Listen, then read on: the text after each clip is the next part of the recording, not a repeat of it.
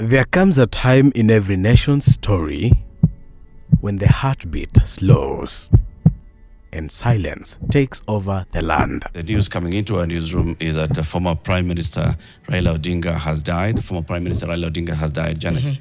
The former Prime Minister, who's been undergoing treatment in India, passed away this morning in the Indian city of Kochi. He was 80 years old. When the songs of the people turn from joy to remembrance.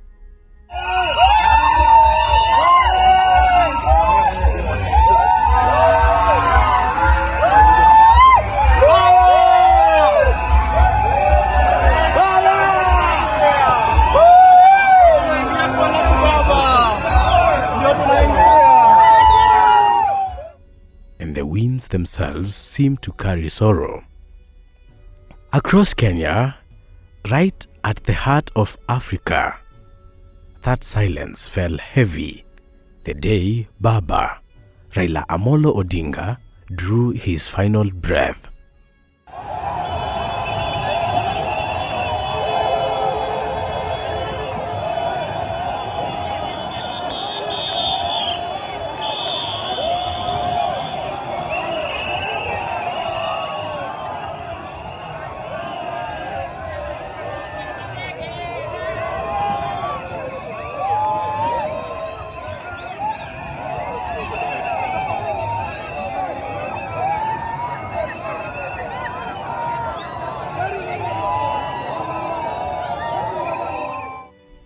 He was more than a man. He was a movement, a river that shaped valleys, carried dreams, and fed generations with hope. To some, he was a freedom fighter. To others, a father. But to Africa, he was a voice, unyielding, enduring, eternal. Round the Bay of Mexico, where the sun shines daily on a mountain top, I took a trip on a sailing ship. When I reached Jamaica, I made a stop. But I'm sad to say I'm on my way. Won't be back for many a days. My head is down, my head is turning around. I had to leave a little girl in Kingston town. Sikuamini hadi ilifika siku niliona sasa president mwenyewe anaongea, nikaamini hii kitu kumbe ni ukweli. Na sasa nilikuwa najiuliza aje amekufa aje, mpaka leo bado najiuliza. Ndio maana hata hiyo siku nilikaa hiyo kitu mwanzo nilikuwa nanitoa machozi, nikakaa keshowe nikasema bwana Raila ni mtu mzima, inafaa wasanii wakae pamoja, tuungane, tutoe wimbo. Ndio maana mimi nilitoa wimbo letu. And as his people gathered from the crowded streets of Kibra to the quiet shores of Lake Victoria, one question echoed through the land. How do we grieve the African way? Because here, grief is not silence. It is rhythm and ritual. It is the wailing of women, the drumming of men, and the stories whispered by elders under the fading sun.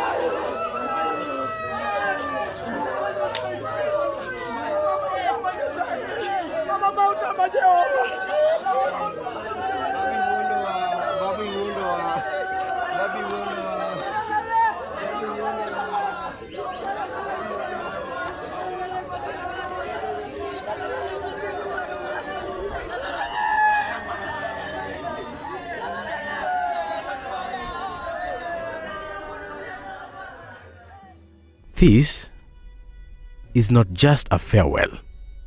It is a homecoming.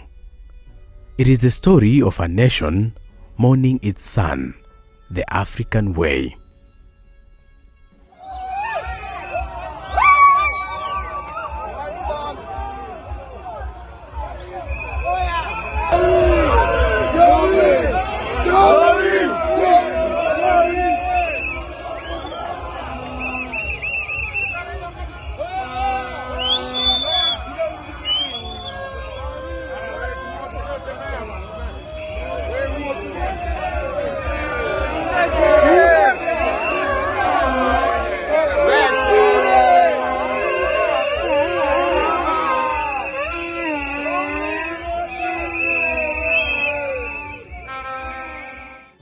In the days that followed, Kenya became a sea of grief.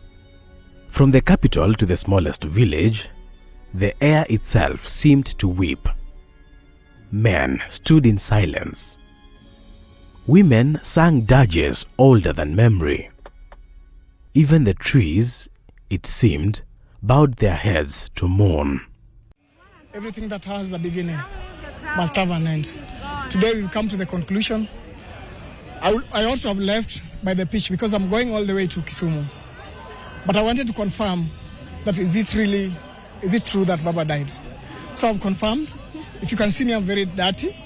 I went to do Koroga so that I make sure that it is true that Baba is gone. We can't say much, but because Baba is gone today, we say goodbye to him. And if at all people meet, I know one day we shall meet. In Nairobi, the roads overflowed with people, strangers bound not by tribe or creed, but by sorrow. Some carried flowers, some carried flags, and some carried nothing but memories. They spoke of the man who fought not for power, but for promise, of the leader who, even in defeat, taught his people dignity.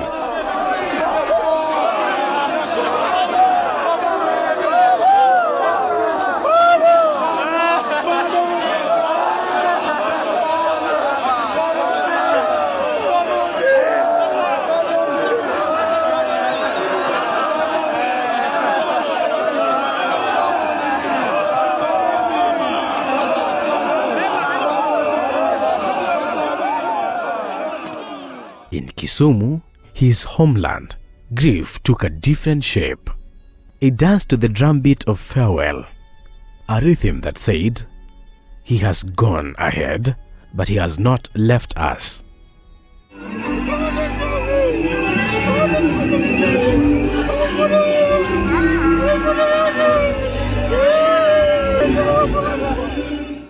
Because in Africa, we do not simply mourn the dead.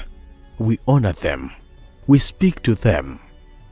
We send them home with song, not sorrow.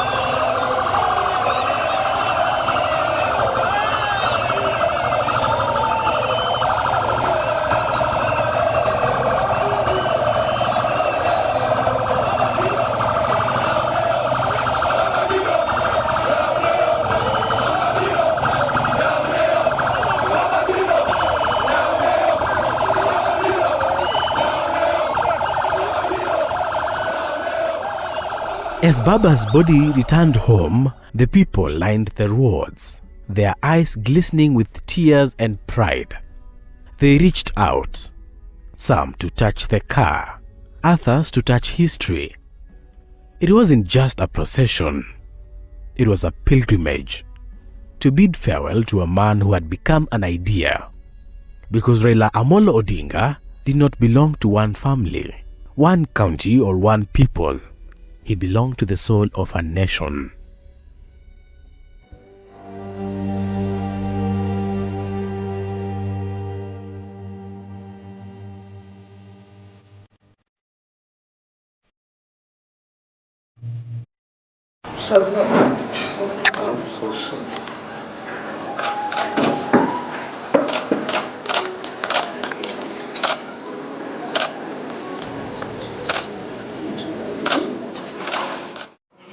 Those are some of the geniuses that my brother Raila did.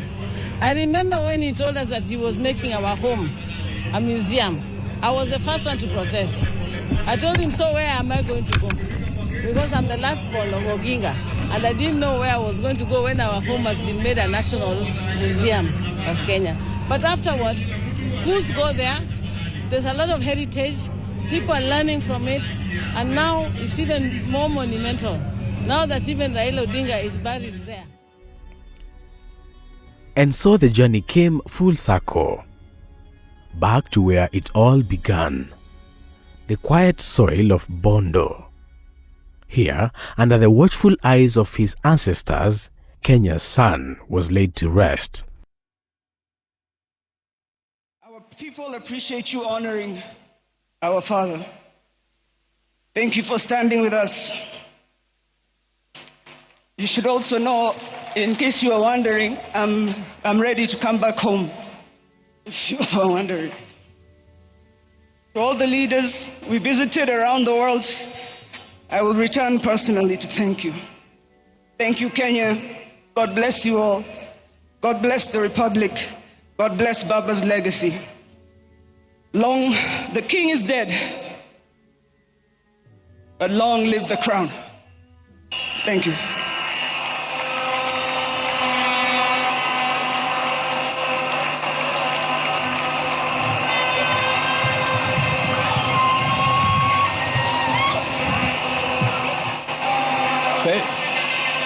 Fellow mourners, Joey, Yatura Joey, Joey. But this was no ordinary burial. This was Africa, where death is not an ending but a return. In the old ways, we say the earth does not take what it does not recognize. And when Baba's body touched the ground, the land seemed to sigh, as though welcoming home its own. The songs rose higher that day, sorrow woven with celebration, because here we mourn through memory, and we heal through song.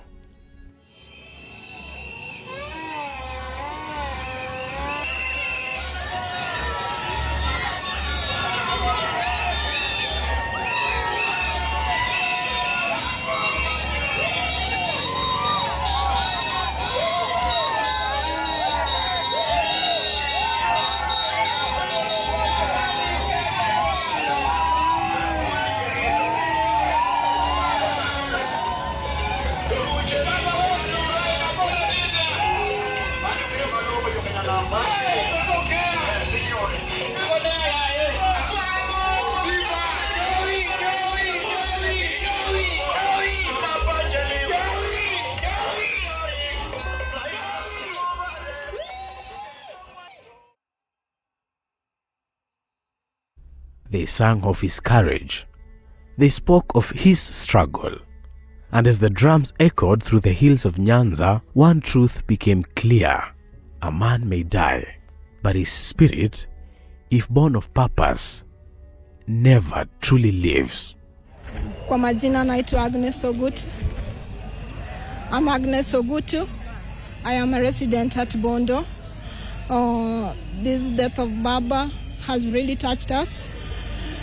It has really touched us. We have walked all along from town up to here to witness the burial of Baba. We were blocked, but we were agile to reach here. But by God's grace, we are here and we have witnessed where he has been buried. I feel very painful and I'm really sad because I've lost Baba. I just know him like Baba, the man who has struggled for party. He has given us freedom to talk as women, to stand as women, and we always love Baba. And when I heard his death, as well, I was really shocked, and I said, even what happened, I will come to Bondo. In that moment, Kenya did not lose a leader. It gained an ancestor, and across the land, people whispered to the wind, Lala Salama, Baba. Sleep well, father of a nation.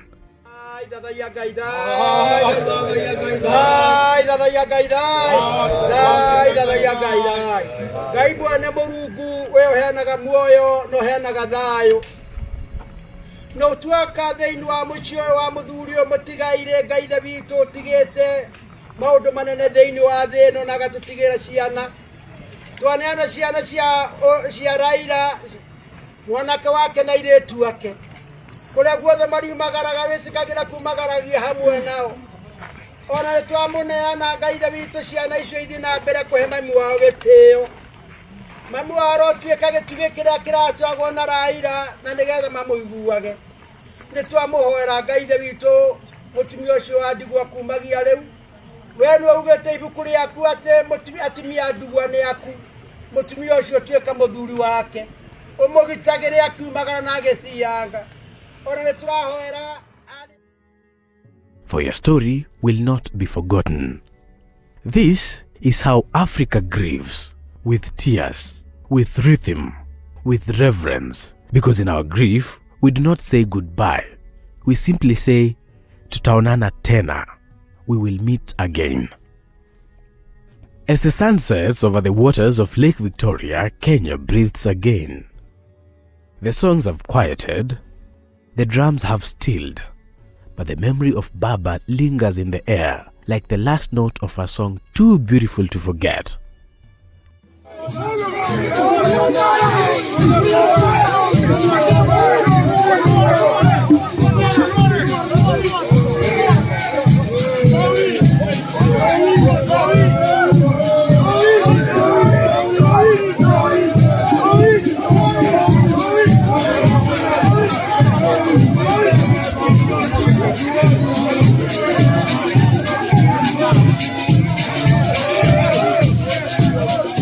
Grief in Africa is not despair. It is communion between the living and the departed, between earth and spirit. We do not build monuments of marble. We build them in our hearts, in our stories, in the generations that follow. Every tear shed, every song sung, every drumbeat sounded was a promise that the struggle, the dream and the courage of Raila Amolo Odinga will live on in the hearts of his people, because Africa does not forget its warriors. It remembers them in the rain, in the soil, and in the rhythm of every heartbeat that refuses to surrender.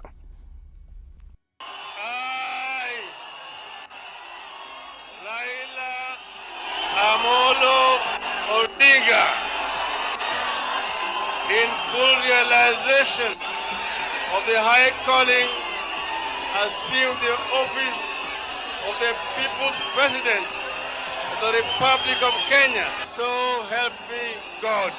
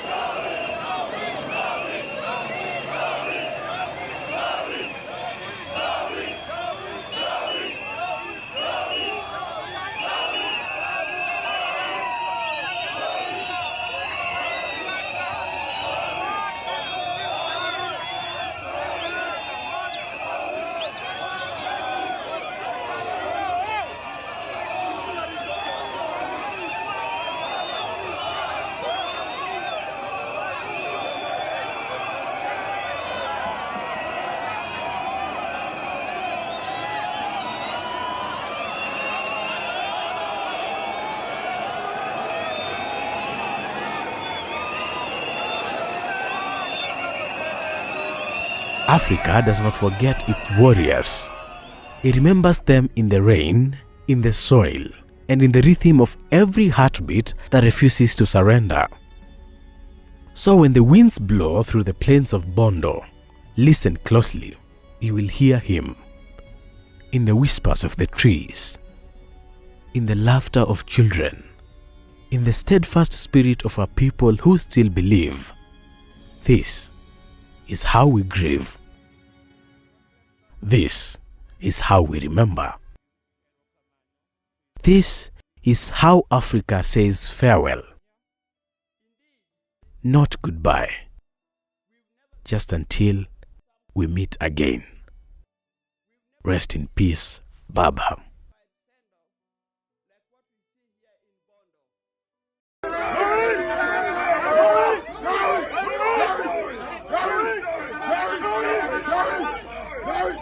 The king is dead, but long live the crown. Joey! Joey! Joey! Joey! Agwambo, Tinga, Jacom, Enigma, Woodbin, Baba, the man in whose honor we gather here today belongs to that rare, irreplaceable breed of human beings.